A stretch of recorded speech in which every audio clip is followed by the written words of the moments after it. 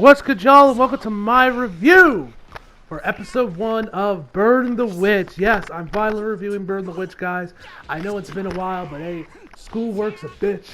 But yeah, man, we finally got it. We finally got it. Alright, well, we'll finally watch it, at least the first episode yet. I'm recording these each after I finish the episode, then I'm going to record my review, then watch the next episode, review it, then watch the next episode and review that one. That's the order I'll be going in.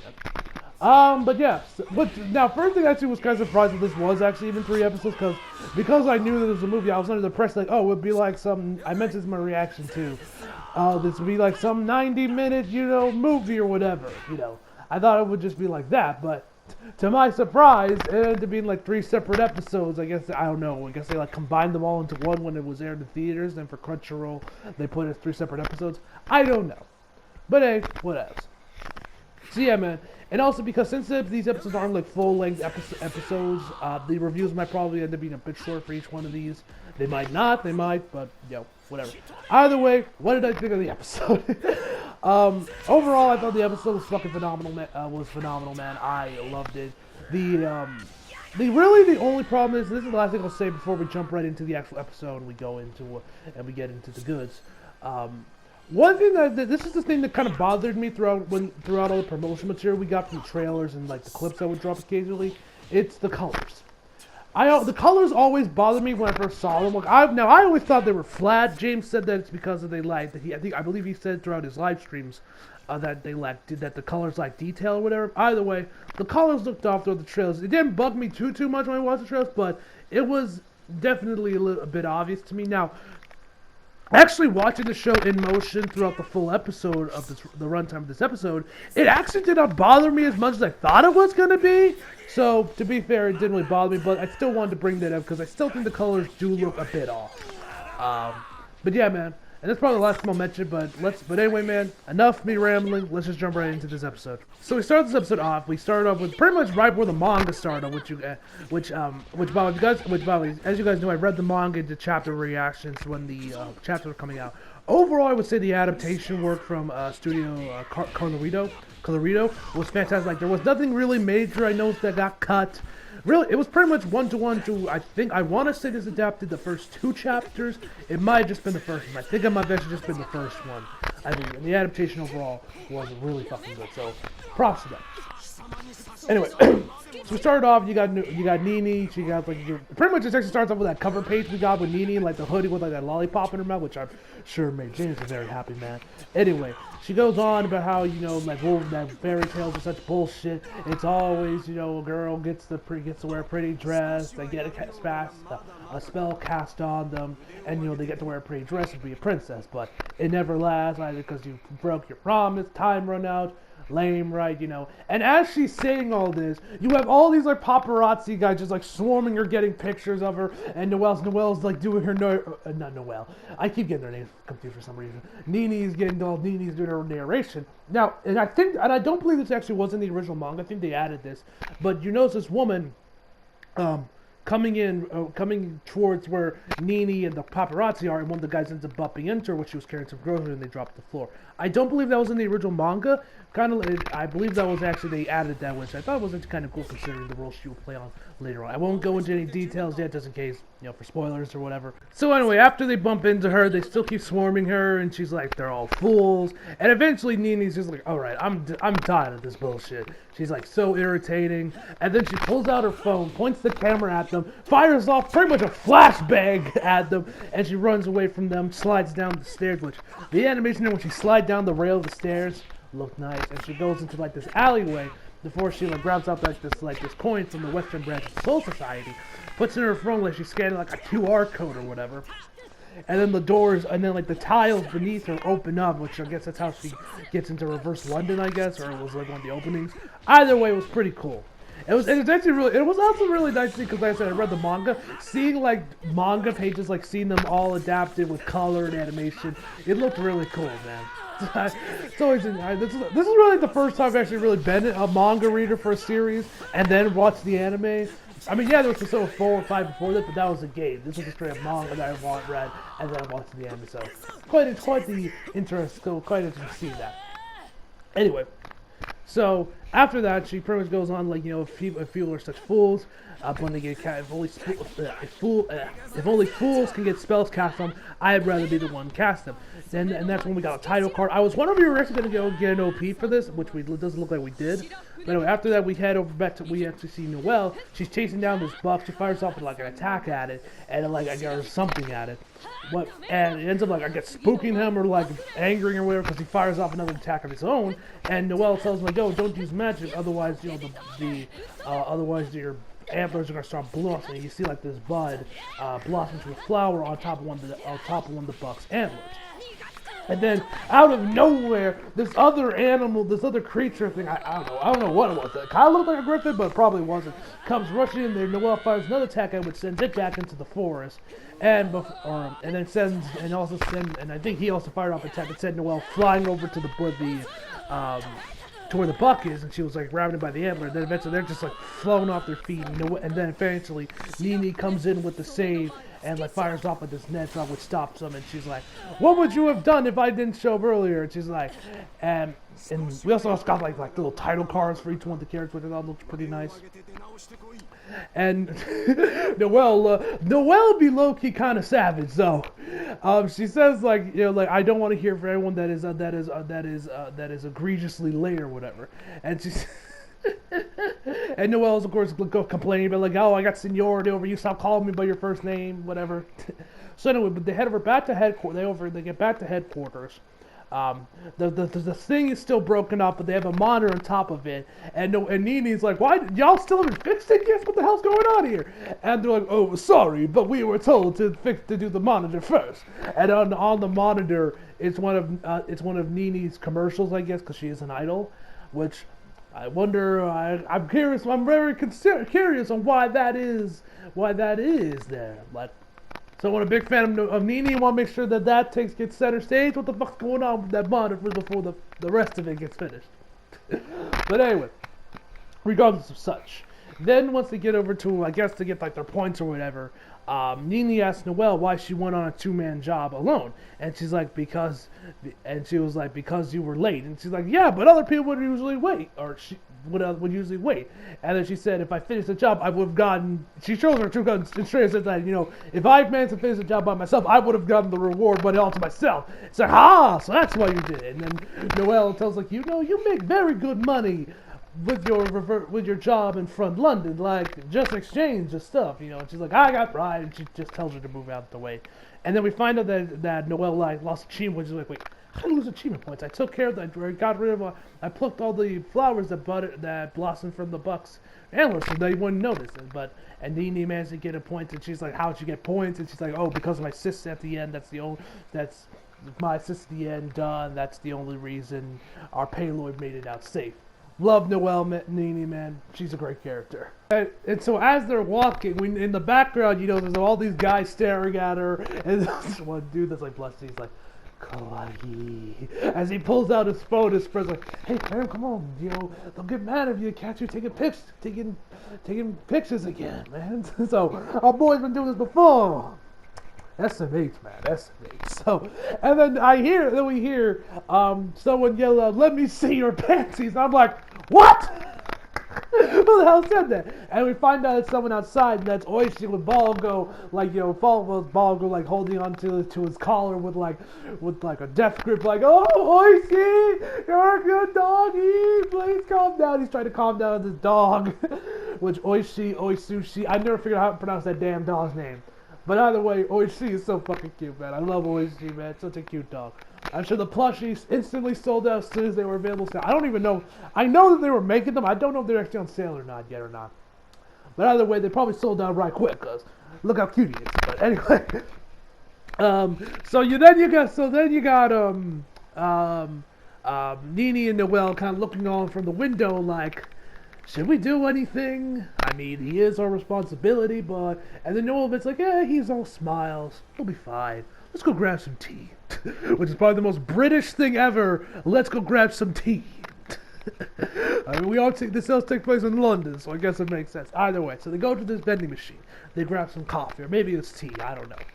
And so they're drinking their coffee, they're minding their own business, they're chilling. And then we actually had hell's his name? Billy Bonks, I think is how you say his name, Billy Bonks. He shows, he's like, hey, you know, ball girl, that's kind of your thing, to protect him, to make sure he doesn't get into trouble. And then Nini's like, as she's grabbing her coffee or whatever, she's like, yeah, but, you know, like, oh, this is just how the HQ makes this nonsense our job. He's fine. He's all smiles, you know, whatever. Nothing's going to happen, you know. And she also goes on like, oh, I'm not getting paid for this shit. And I'm not getting paid or earning achievement points for this shit while I'm on the job. So, no, thank you. And then Billy comes in there with a stack of cash, be like, but yeah, I cocked HQ and I was able to get a little extra cash and some achievement points if y'all did this. And then Nini's like, it's like, all right, we'll do it. And so it's which, by the way, I love that the anime got all of Nini's facial expressions done right. Which that was like one of my favorite parts of reading the manga. Was see all the little facial expressions Kubo gave Nini throughout the 4 chapters, and Studio Carlito did an excellent job portraying them and adapting them for this movie. So I like seeing that. So they go over there, and they get on their dragons or whatever they're flying, you know, creatures, whatever they are, dragons, whatever the hell these things are. Anyway, and Nini says, Noelle, you're doing this for the cash, I'm doing it for but not to make it sound like we're awful. We are doing it for society. So they run out there and chase over Balgo. He's like, oh, I see, which, by the way, I checked to see, which Balgo's voice sounded familiar to me, and I checked to see if his voice actor did anything that I might have seen before, and like, his voice actor has done like nothing, no animes at least I've seen, so I don't know why his voice sounds familiar. If any of you guys can like tell me if you like did some games or if he sounds different, if he sounds close to some other Japanese voice actor, tell me down in the comments because his voice does sound familiar for some reason. Anyway, so anyway, they eventually managed to. So Nini and Noelle eventually managed to catch up with him. He runs into like this chimney after this dude's like trying to do some good, honest work to clean the chimney out. This Balgo comes in there, rams right through it, and the dude's like, "What the hell are you doing, Balgo? Like, I'm not trying to get onto the dragon. You know, HQ is right there." He like falls off like the roof or whatever the chimney is. Noelle and Nini come in for the save. Nini manages to grab him, and then Balgo's like, hey, "Noelle, you saved me," and Nini's like, "I'm the one that saved you, you dumbass." I love Nini, man. I'm not the biggest fan of Tsundere's, but I love Nini, man. She's absolutely fantastic. I love her. So they manage to get down there, everything's safe and everything. Once they get down there and they grab Oishi, you know, Noelle's petting him and everything. And so they ask the dude, like, and the dude asks, like, what about the chimney? And she's like, oh, your dragon insurance will take care of that.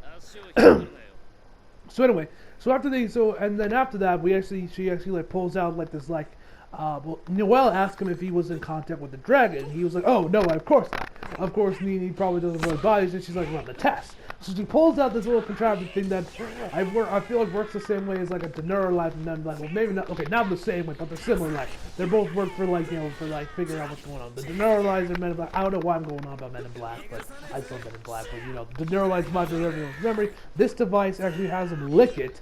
I don't know why they lick it, why they can't. Well, I guess that makes sense, like DNA and shit, I guess. Anyway, they have to lick this to know whether or not they were actually in contact with the dragon. I guess it's better than getting your fucking blood drawn. So anyway, Noelle tells him to lick this device. And the dude takes a sweet ass time. Look at it. I mean, I guess he was kind of like a little concerned that he might have gotten contact with the dragon. Somehow the system was going to fuck him. But anyway, he eventually licks it. Balgo asked like what would happen if he did come and talk to the dragon, and that because, and I believe, and she said like for the protection of both humans and she said humans and dragons, the Dragon Contact Prohibition Law Act, I think was what it was called, was passed in 1609. And what happens if someone does come in contact with a dragon? Either A, they get 100 years imprisonment, or as Nini put it, you get executed. So the dude ends up being clean, and the dude's like, whew. So then after that, you know, Noelle, the dude says he's sorry. Nini like elbows him like she's fucking Brock Lesnar, and like, you know, she's ranting and raving about that, like, what the fuck are you doing? You know, you're the one that can touch Oishi. You know, she's just going off on him. Facial expressions, like I said before, were great. And as she's ranting against Balgo, you see Noelle like petting Oishi, which I mentioned before, but Oishi's still cute, man. I love Oishi. So then eventually he mentions, and she also, like, eventually she asks him, like, why don't you put a muzzle on when he's outside? And then apparently he tried to, but it, like, broke off once his wings came out. And then Noelle rushes over to Bongo, holding Oishi, like, oh, his wings came out? How did it happen? Something happening before him to trigger? What happened? And then the dude's trying to remember, but he can't. Noelle mentioned that apparently Oishi sprouts his rings whenever he barks like Oishi, when he sneezes, so I guess he's also, I guess there's some Vince McMahon DNA in him, I forget what the third one was. I think he said when he laughed, I think was the third one, and then you got Nini being like, so pretty much all the time. So, yeah, basically. Anyway, and then we get one last one, which you see there's like shadow come up right behind them. That's when Bongo is in danger, and then we see that there's this dragon right behind him that smashes into the wall. Now, of course, Noelle and Nini and Bongo and the other guy managed to get out of the way in time before he headbutted the roof of this building. So then then they get started getting into action. She tells Noelle tells Nini to like get the tape already. She gets all the yellow tape, like do not cross shit up there. And then Noelle hits fires off this one spell, hits it like right, I guess where his chin would be, I guess. One shot, you get the triple replay, like it's like the greatest attack in anime history. I always do dig those when they do like the same attack from like 3 different angles. It's always kind of cool, but this I felt it was looking kind of bit over the top because of just one signal shot. But hey, it instantly kills the dude and he falls into another building. And so Noelle's calling somebody. I'm pretty sure she's calling up Bill, and she's like, "Yo, whatever," telling him what's going on here. And as they're talking, Nini notices we see the front of his face just slides off, leaving nothing but like flesh, and whatever, and like his tongue kind of sticking out. Nini notices that because it's going right for Noelle, and Nini manages to get in there and push her out of the way before it can get out, it can get them. So then they're back on the attack. They're pretty much just running away. They grab Balgo and everybody. Which actually one thing I actually felt kind of funny was actually while they were walking over the dragon and everything, and as Noelle was talking, you see these two people, which I'm pretty sure was like the dude's parents or whatever, the guys or whoever he was cleaning the chimney for, and Nini just says, "Dragon insurance." I just found that kind of funny. But anyway. So they throw the dragons back at them. We find out it's like a dark dragon or whatever. And at this point, they're on the run. They're like on like their little brooms, dragons, whatever. They're flying beasts on it they used to fly. They're flying out of there as the thing is chasing them. The animation actually throughout this whole section is phenomenal, man. Like now, I wouldn't go as far as to say this was like some fucking Witch Studios Attack on Titan like god tier animation with like Levi and shit, or like Studio Bone Sakuga from like Hirawaka. I wouldn't put it on that type of pedestal, but this was some damn good animation. I love this one shot where they would like go into this alley and like the animation there was spot on. I love what they did with the background. I don't know if that was all done by hand or if there was some CGI mixed in with that, but either way, man, it looked fucking phenomenal. Anyway, so then she calls in and tells like it's a black dragon or whatever, and then pretty much reverse London goes into a shutdown. You got all these gates blocking off areas. You got like these signs on like the walls or whatever switching to like lockdown or whatever of like with the Western Branch logo on it. And so, next thing we see is Noelle and Nini managed to get on top of this building, which actually ended up being like the trailer shot for a lot of the trailers and promotional art with the Burn the Witch logo and everything. They're sitting there, they're kind of just watching the PA sitting there, the West Ridge got this under control, just that and third. And Nini's like, doesn't it bother you that they do that? And she's like, and Noelle's like, no, not particularly. She's like, no, that's not what I mean, and like, and she goes on about how the Sabres, like, you don't want all the Sabres to take all the credit for you. After she actually takes Noelle's phone and hangs up, I think, on Bill, and tells, like, you really want them to take all the credit? So then they go off. So then Nini, like, jumps off the roof, lands on her dragon, and flies off because she says, I want to be part of Sabres. And she just flies off, ready to just go up there and show them what she's actually made of, which is what she told Noelle before she jumped off. And it's like, this is our opportunity to show them what we can do, how powerful we really are. And I love after Nini said, I want to join the Sabres, and drives off, Noelle's like, Well, personally, I don't. I just thought play. So anyway, we're back on Balgo. My man's on the street level, and he sees this giant-ass dragon towering over him, which was also a not really nice shot, by the way. I really dug that. So then as he's running away, you know, we see that he manages to get a shot in. She's like, oh, I hit it. And then the dragon thing kind of comes at her for attack. She manages to dodge it. She's like kind of going ahead and fighting off another attack. We then head over to Balgo. He's running away from the dragon, and then the dragon's like right in front of him. He's like, help! And then Noelle comes in there downstage, fires off, and like uses her like gun as like a blowhorn or whatever. Has like these like, I don't know what the hell, there's like spell attack thing around her before she uses her gun, before she fires out another spell which sends these projectiles at the dragon, and which managed to hit him. And so from there we actually head over to like Purviston, where the higher ups at the Western branch are at the round table. Yes, they were at a round table, ladies and gentlemen. We get introduced to the guys. Bruno, who I really dig the man's dress sense. I mentioned this in my reactions to the other trip, but man, can this motherfucker dress! I should be saying that about Kubo, because Kubo, if I remember correctly, Kubo was originally going to be a fashion designer before he became a mangaka, which I think that's probably why everyone dresses so clean in his mangas. Everyone got god-tier fashion sense. I wish I could dress as good as half the fucking Bleach characters. But anyway, he looks nice. You get introduced to the rest of the crew. He's going on. This is the first time we've seen a black dragon in a century. And then the black dude, I think his name was Roy, mentions, it's only been 96 years, fam. And he's like, well, it's basically a year. And he goes on how, like, if this isn't catastrophe, if this isn't catastrophe, I don't know what is. As we get introduced to all the other members of the round table, we then actually see this one empty seat that has an absent on it. And he says, would you show up? And then we see another guy named Harry. It's like, can you stop chewing gum? And so they go over to, like, I think his name was like old man Wolf. I think his name was, like, I guess who is, I'm assuming the leader of the round table. Judging from the fact you have this old white guy with giant facial hair and a supremely deep voice. Oh my, well, you know, he sounds like that, which, funny story. If you guys watch my chapter reactions for the manga while they were publishing, you guys might remember that I mentioned like he looks like the leader of the Soul Society, like the leader of the captains or whatever, the captains or whatever from Bleach.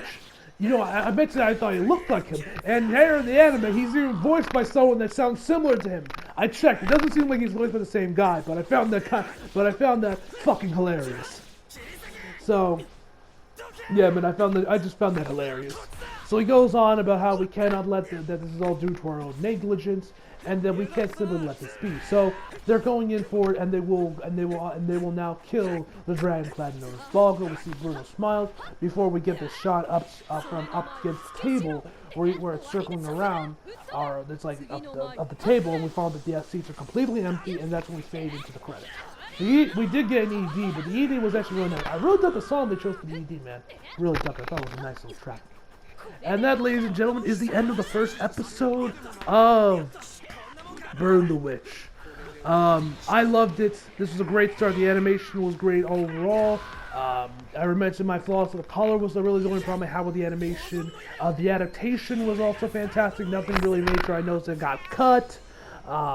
The voice acting was great. I love the Japanese voice actor for Needy well. I'm really curious to see who are going to be the dub VAs for this Delsuke dub, on who they're going to voice, or who's going to voice these characters. I'm curious to see who that's going to end up being.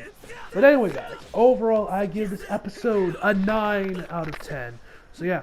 Anyway, guys, hope y'all enjoyed the video. Leave a like if you did. Subscribe if you're new. Follow me on Instagram, Twitter if you feel like it. Links down in the description box below. And as always, come back for more. See you guys next time.